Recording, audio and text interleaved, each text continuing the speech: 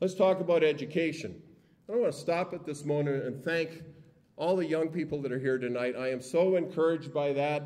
Especially, I'd like to point out Brian Penner that I used to coach in speed skating. Brian, it's great to see you, and he's a student here at Lakeline College. Fantastic, and I'm so pleased to see. That's what this is about. The decisions we make, they're the ones you have to live with. And that's why it's so important that you're here and you're involved, and we appreciate that. We need to equip our young people with the tools that they need to become lifelong learners. That way, they can contribute and continue to participate fully in the global economy.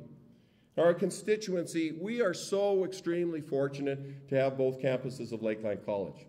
For nearly 100 years, students here in Vermilion have acquired those practical skills.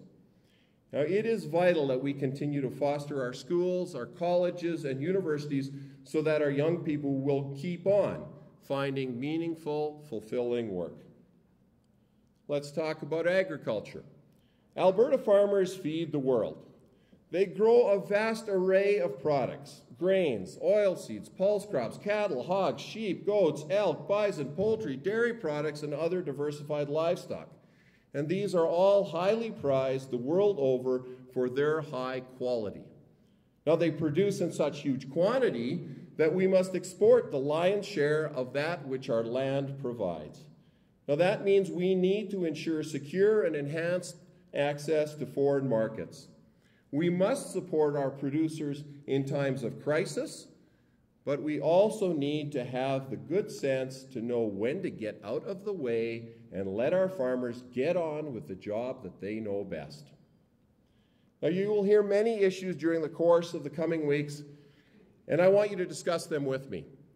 No one person, no one political party has a monopoly on all the good ideas. But if we encourage open discussion of everyone's ideas, that's how we will come up with the solutions that Alberta needs. Let's talk about our party. The Progressive Conservative Party embraces that wide sweep of Albertans that believe in personal initiative, individual rights and freedoms, and that government should play a supporting, not a lead role. We believe that those genuinely in need deserve assistance because in our Alberta, nobody should be left out. We are just what our name says. We are conservative by nature, but we're also progressive. We look to the future with optimism and boldness and apply cutting-edge solutions to today's problems. Have we been perfect? No. No government is. There have been mistakes, but many were discovered after the fact and only when we have the benefit of hindsight. On balance, we have provided Albertans with strong, stable government for 41 years. And over that period of time, our province has flourished.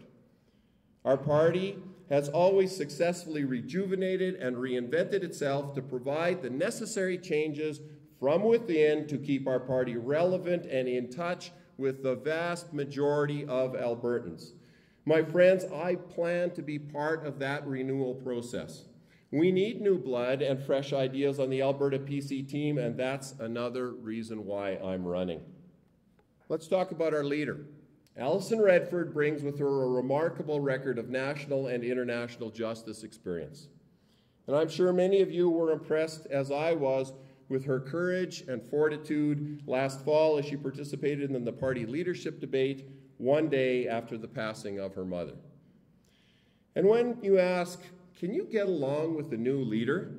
I tell people that I have 31 years of practice saying, yes, Alison.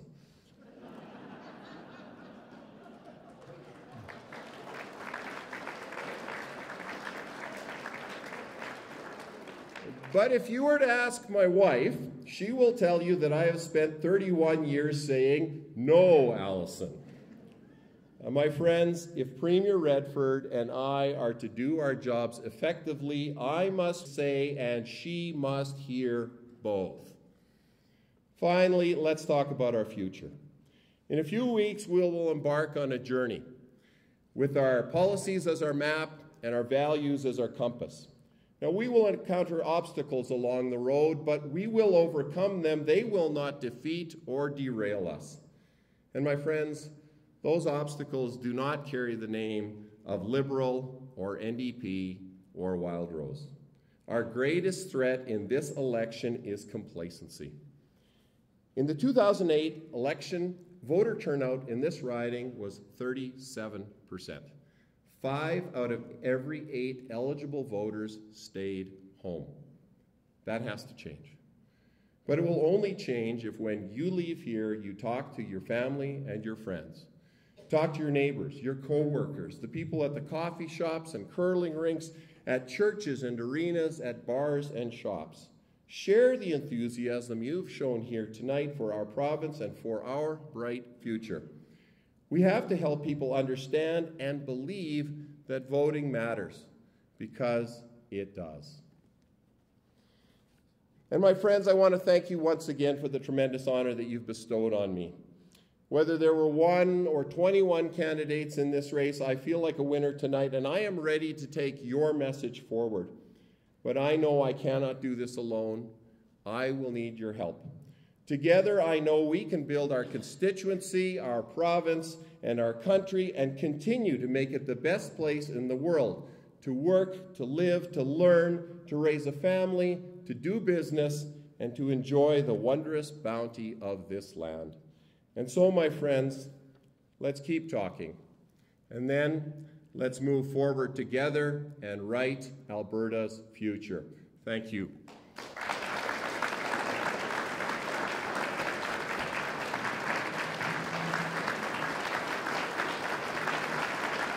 We really hope you've all enjoyed this evening. Just thinking back on a few comments tonight, Lloyd said this is the start of a new chapter. And it really is. And I know the Constituency Association Executive is very much looking forward to working with you, Richard, and going forward. And we are very happy to see so many supporters out tonight to this event. And we are looking for your continued support tonight as we do go forward. And I think we all know there's an election just around the corner.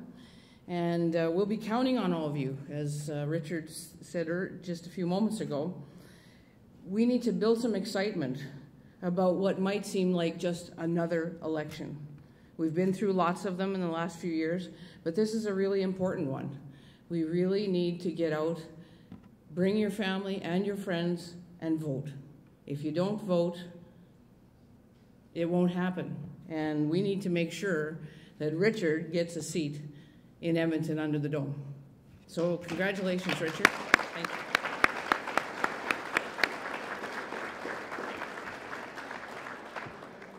Well, the weather's good, so there's no need to rush home to get ahead of a snowstorm or anything like that. And we do have the bar open at the back, so we'd encourage you to stay and visit for a little while. The band is going to come and play a few more songs and get to know everybody a little bit better. And I know Richard would be glad to speak with any of you. And thanks again to Lloyd for coming. I understand he's heading out of town here right away after the event's over, so thank you, Lloyd, very much. And have a good evening, everybody.